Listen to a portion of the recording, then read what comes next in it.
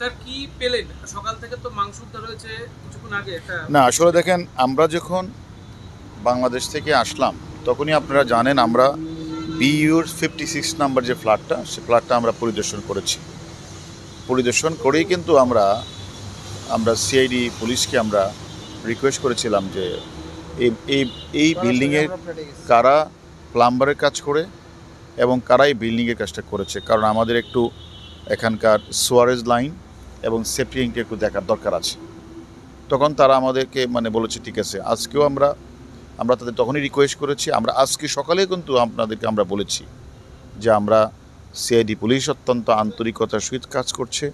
যেই জায়গাগুলিতে আমরা অপরাধীর কাছে তথ্য প্রমাণ পেয়েছি, যে সকল অপরাধী মূল ঘাতক আমাদের কাছে আছে বাংলাদেশে, সেই আমাদের যে তথ্যগুলি সেই তথ্য অনুসারে আমরা এখানে এসে সিআইডিগুলিকে সব জায়গায় আমরা পরিদর্শন করেছি এবং আমরা সেখানে পিওগুলি ভিজিট করেছি। যে মূল পিও যেটা, সেখানে আমরা আজকে তাদেরকে রিকোয়েস্ট করার পরে তারা কিন্তু সেখানে এই সেফটি ট্যাঙ্কি সোয়ারেজ লাইনে তারা ফ্লাশ করে সেফটি ট্যাঙ্কি থেকে তারা সেখান থেকে বেশ কিছু মাংসের টুকরা তারা কিন্তু উদ্ধার করেছে এবং সাথে সাথে এই মাংসের টুকরাগুলি কিন্তু ফরেনসিকের জন্য কিন্তু রাখা আছে এবং ফরেনসিক করা হবে, পাশাপাশি ডিএনএ টেস্ট করা হবে। তারপরে বলা যাবে এটা আমাদের বাংলাদেশের মাননীয় সংসদ সদস্যের কি না, তখনই এই হবে। আমরা অলরেডি আমাদের মাননীয় সংসদ সদস্যের মেয়ে ডরিন আমাকে রিং দিয়েছিল, তাকেও আমি বলেছি যে সম্ভব হলে তুমি আসো। সেও হয়তো অত অল্প কয়েকদিনের মধ্যেই সে চলে আসবে। না, এটা আসলে যেহেতু দেখেন, এটা এদেশের যেহেতু হত্যাকাণ্ডটি এদেশে সংঘটিত হয়েছে এবং একটা হত্যাকাণ্ডের পরে একটা মামলার তদন্ত কাজের জন্য বিভিন্ন পারিপার্শ্বিক বিবেচনা করে তারপরে হত্যাকাণ্ডের অংশবিশেষও উদ্ধার করার মধ্যে পড়ে যে আসলে তাহলে মামলার চার্জশিট দেওয়া বা আদালতে উপস্থাপন করা।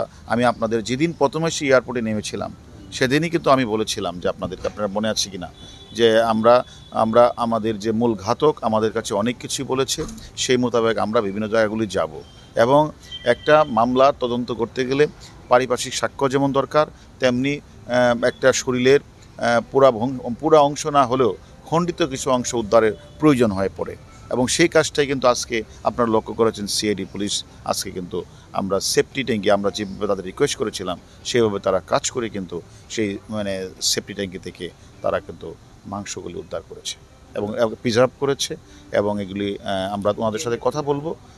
এটা ফরেনসিক, এখানে অবশ্য ফরেনসিকটা আগেভাগে হয়ে যায়, বাংলাদেশে একটু দেরি হলো, এই কলকাতা তো ফরেনসিক আগেভাগে হয়, তারা ফরেনসিক করবে। তারপরে মৃত যে আমাদের এমপি আনার সাহেবের তার ভাই আছে, তার মেয়েরা আছে, তাদেরকে এনেও ইচ্ছা করলে ডিএনএ করে তারপরে কনফার্ম হওয়া যাবে এটি আসলে এই মাংস দেহ কার। স্যার, সিআইডি যেটা তথ্য মতে আমরা জানতে পেরেছি কিছু মাংসের টুকরোর সাথে চুলেরও অংশ পাওয়া গেছে। এটা আসলে আমাদের দরকার হলো এক টুকরা মাংস হলেই হয়। আমরা অনেক পরিমাণই আছে, অসুবিধা নেই। আগে ফরেনসিকটা হোক, তারপরে ডিএনএ টেস্টটা হোক, তারপরে আমরা আপনাদের কাছে পুরোপুরি বলতে পারবো যে এখন অ্যাকচুয়ালি কার দেহের এখানে মাংস। আগামীকাল থেকে তো অফিসিয়ালভাবে কাজকর্ম হবে আপনাদের। আগামীকাল থেকে খালের যে উদ্ধার এগুলো কি চলতে থাকবে স্যার? হ্যাঁ, ওটা তো চলবে। কেন আমি তো সকালে বলেছি আপনাদেরকে যে মালয়েশিয়ান একটা এয়ারলাইন্সের 227 জন যাত্রী মারা গেলেন, 11-12 জন ক্রু মারা গেলেন।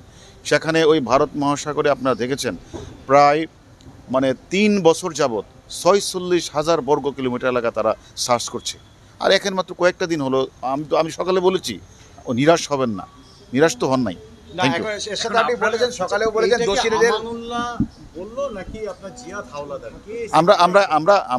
আমরা তো আপনাদের বলেছি, আমরা সে তথ্য নিয়েই তো আমরা এখানে এসেছি। সকল তাদের দেওয়া তথ্য মতে আমরা ক্রস এক্সামিন করেছি। তারা যা বলেছে, এমনকি আপনার মিডিয়ারা যা বলেছেন, সবগুলি আমরা কিন্তু বিচার বিশ্লেষণ করেই কিন্তু আমরা বিভিন্ন জায়গাগুলিতে পরিদর্শন করি। ধন্যবাদ।